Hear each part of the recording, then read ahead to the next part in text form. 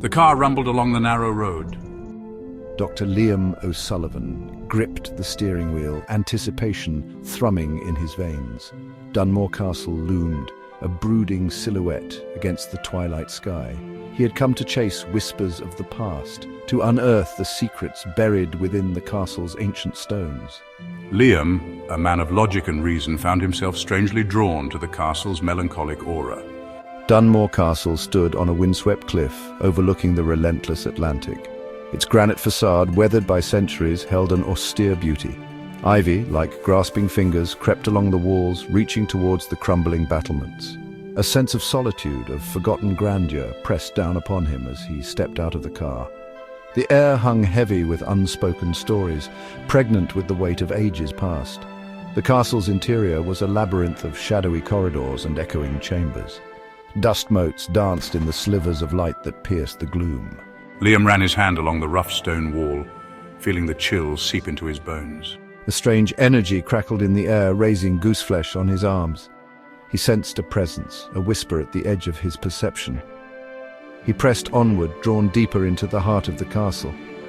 Each footstep echoed in the silence, a rhythmic counterpoint to the beating of his own heart. He felt a growing certainty that he was not alone, that he was being watched, followed.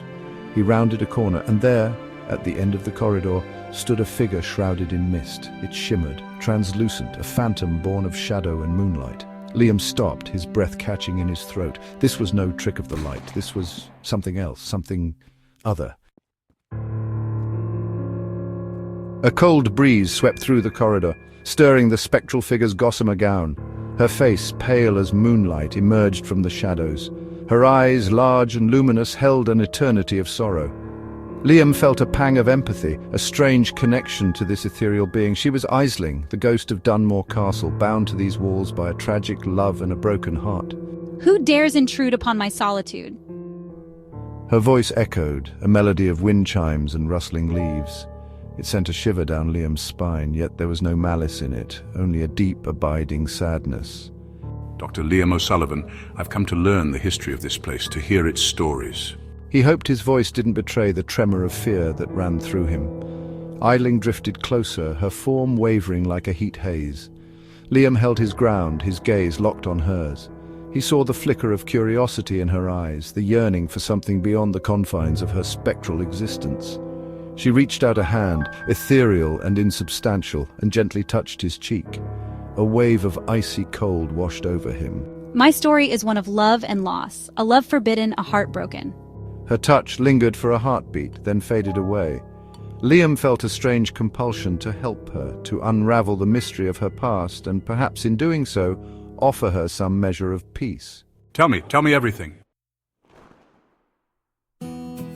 Days turned into weeks as Liam immersed himself in his research. He pored over dusty tomes in the castle library, deciphering faded manuscripts and crumbling letters.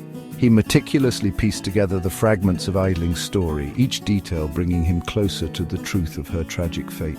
The castle, once cold and oppressive, became a treasure trove of secrets, whispering their tales to him.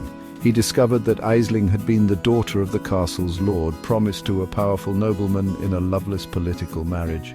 But her heart belonged to another, a young man named Eamon, a bard with a voice like velvet and eyes that held the promise of forever.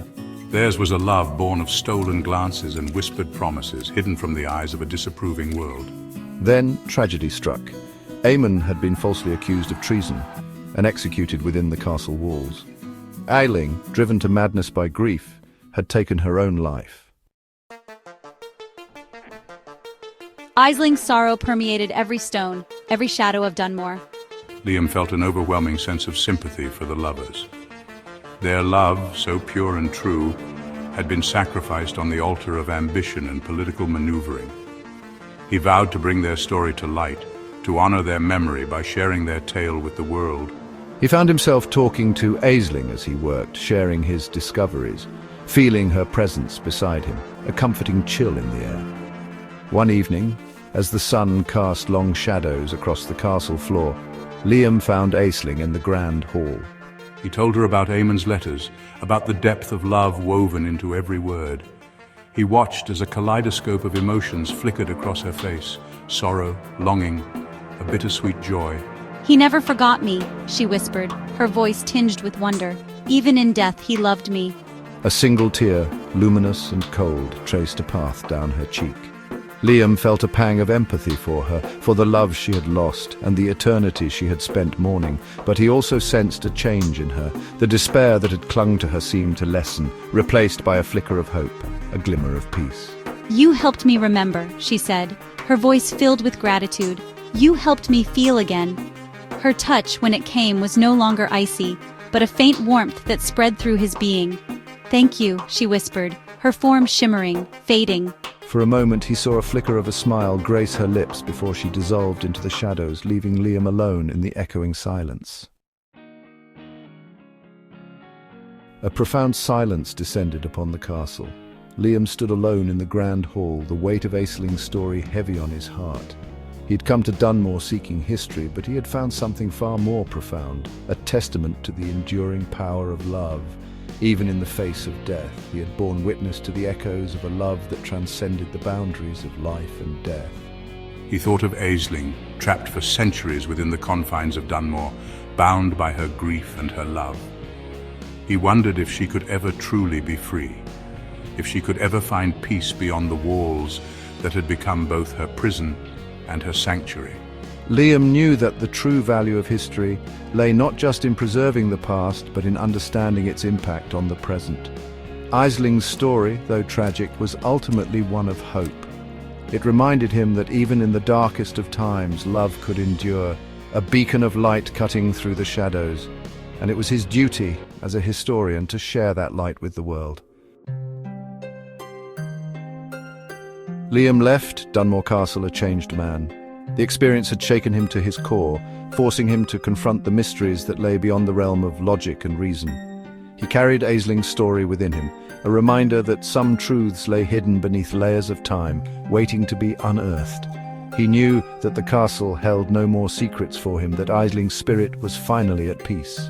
He poured his heart and soul into writing Aisling and Eamon's story, his words imbued with the weight of their love and sacrifice.